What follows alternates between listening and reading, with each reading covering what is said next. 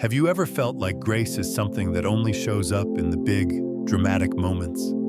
Like it's reserved for life-altering decisions or church altar calls, but somehow doesn't apply to the morning. You wake up exhausted, spill coffee on yourself, and forget what day it is. If that sounds familiar, you're not alone. A lot of people think God's grace is a grand performance, a spotlight moment. But the truth is, God's grace often whispers before it ever shouts.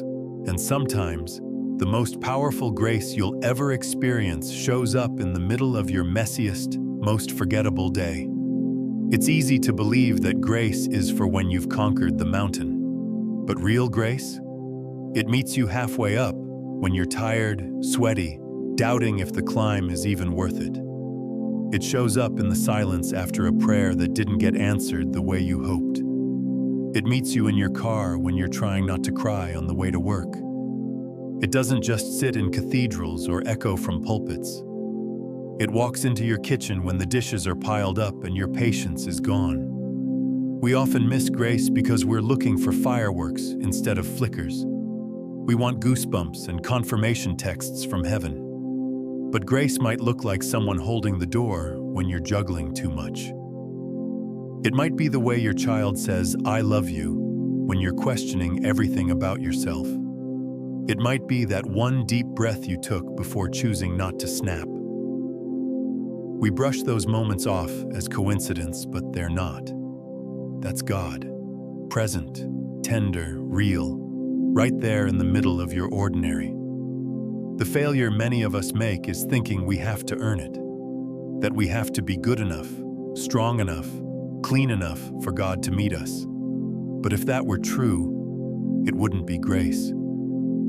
The raw truth? We miss the power of grace because we're too busy trying to perform for something that's already been offered. Grace doesn't knock when you have it all together. It walks through the door when you're falling apart and says, "I'm still here." Not because you earned it, but because He's that faithful. Sometimes the hardest part of grace is receiving it, because it feels too light, too kind, too unearned, especially when you know what you did last night, what you thought this morning, or how short you fell from the version of yourself you promised to become. But that's where the power is. That God knows you fully and still chooses to stay. That He sees the hidden shame and the overcompensation and still calls you beloved. That kind of grace doesn't just clean you up. It heals what the world never saw bleeding. You don't need a miracle to experience grace. You just need to pay attention. To slow down enough to see that maybe the reason you didn't fall apart today wasn't because of your strength, but because grace carried you. That maybe it wasn't luck that kept your heart from growing cold. Maybe it was grace that stepped in when you were too tired to pray and just said your name. Grace doesn't demand a performance. It invites presence. And when you start noticing it, it'll start multiplying. You'll begin to see it in the pauses, in the laughter that surprises you, in the way your heart softens when it should have hardened.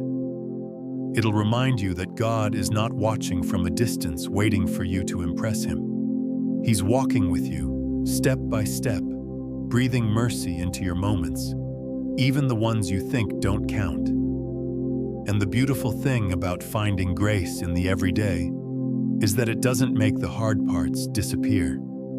It gives you the strength to carry them with softness. It doesn't erase the pain. It just refuses to let it be the only voice in the room.